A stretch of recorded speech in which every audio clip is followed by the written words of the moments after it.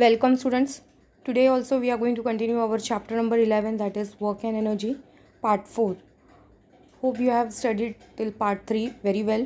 In part 3 we have started with energy resources. We have seen that energy resources were of two types: conventional energy resources and non-conventional energy resources.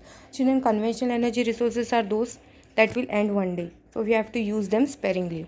Okay. So we have to find some other resources so that this can be kept and used for till the future generation. So the other resources were non-conventional energy resources.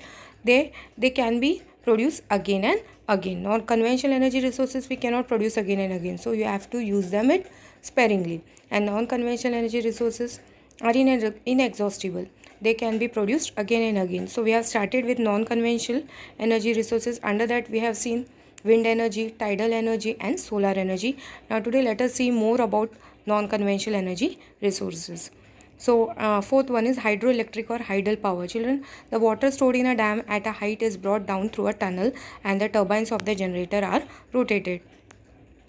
See children, you all know the under this water stored in a dam is at a height. So the stored energy has a potential energy, and when this water is made to fall from a dam, children, what happened? The turbines of the generator, due to that potential energy, gets converted into kinetic energy, and this kinetic energy helps to rotate the turbines of the generator. Turbines were nothing but they are the wheels, okay, of the generator. They are rotated due to that energy, and there itself, the place where electricity generated in this way, it is called as a hydroelectric or hydel power plant. This is the way the kinetic energy gets converted into the electrical energy. Due to that kinetic energy, that motion, that water is falling from a height, what happens? The turbines of the wheels are rotated when the water falls down, and the electricity is generated. And where this place takes place, that is the hydroelectric or hydel power plant. And one of the famous in Maharashtra is the Koina project in Maharashtra. Is a well-known hydel project, where hydel project means where the electrical energy is produced electrical energy is produced by the way the water is made to fall from a great height from the dam. Okay, so hydel power plant is famous. The Koina project is famous for that. Okay, hydel project where electricity is made. So there are also some other smaller hydroelectric plants located at other dam sites. Even at other dam also, the Koina is one of the dam only where the hydel, it is called as a hydel project because where electricity is generated. So even in the other dams also, the hydroelectric power plants are there where the electricity is generated. So this is the hydel power where the from water electricity is generated. Now say next one is energy obtained from the oceanic waves.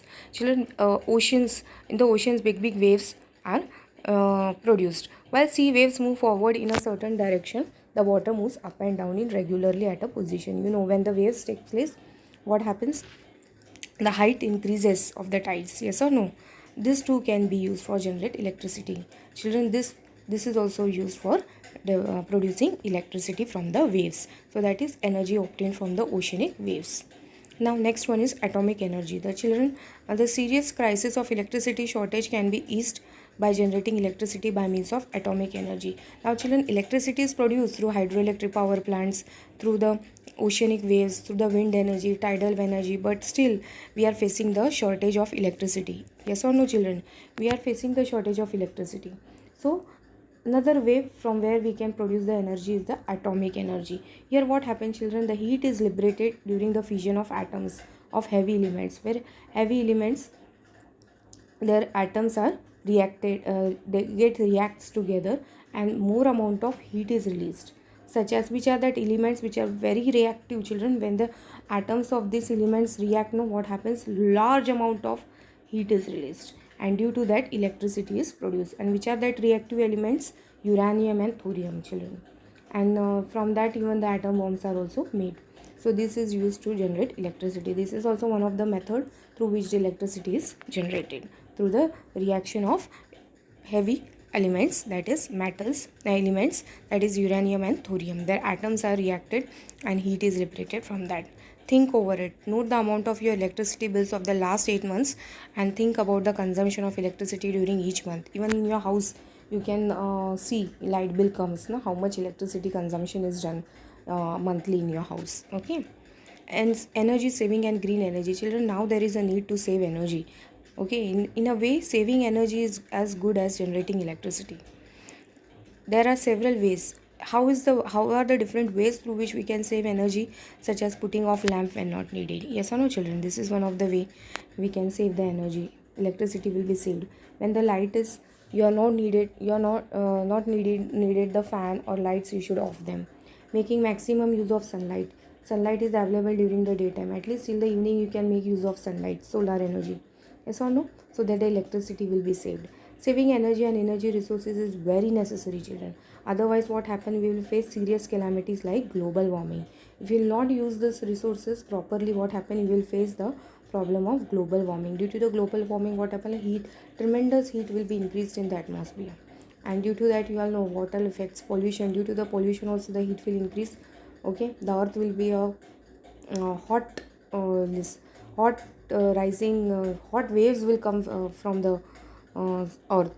So it will be a ball of heat ball the earth will become. So global warming we should stop by saving energy. The energy resources which do not produce smoke and carbon gases such as carbon dioxide and carbon monoxide are called green energy resources. So we have to make the use of green energy resources. What are green energy resources? The resources which do not produce smoke, from which that smoke doesn't come. And these carbon gases which are very harmful, carbon dioxide and carbon monoxide, they are very harmful. When they release in the atmosphere, what happens? The pollution increases, and due to that heat is increasing and global warming rises. So we should avoid using that, means we should use green energy resources in that they do not produce this harmful carbon gases like carbon dioxide and carbon monoxide. Greater use of such resources is the need of hour. So here we have ended our chapter, children. What we have learned, you can read it. Work is done when the object undergoes displacement and force is applied. Energy is nothing but it is the capacity to do work. We have seen various forms of energy. Mechanical energy, we have seen two more types in that. Main types: potential energy, kinetic energy, heat energy, different types of energy, light energy, sound energy, chemical energy, electrical energy. And we have seen two types of important energy resources, that is conventional energy resources, non-conventional energy resources.